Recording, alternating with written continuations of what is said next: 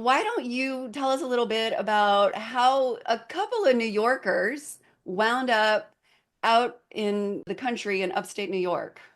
Yes. So we worked, as you said, two New York City guys. Brent was a physician. He also worked for Martha Stewart for her health and wellness division. I worked in advertising. I'd written a couple of books. And we were traveling in upstate New York one weekend in 2006. And we came across this little town called Sharon Springs, which we fell in love with. And on our way out of town, we saw a farm that was gorgeous, beautiful, and it happened to be for sale.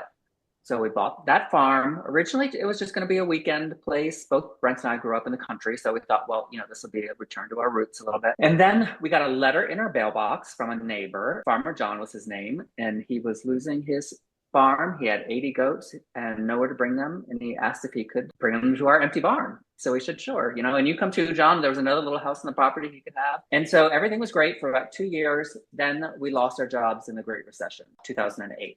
And we had to start all over again. We had no money to pay for the farm, no money to pay our mortgage. And we literally Googled, what can we make with goat milk?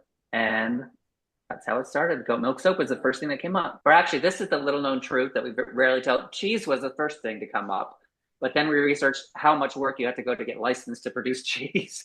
And so we said, well, soap might be easier. So we started with that.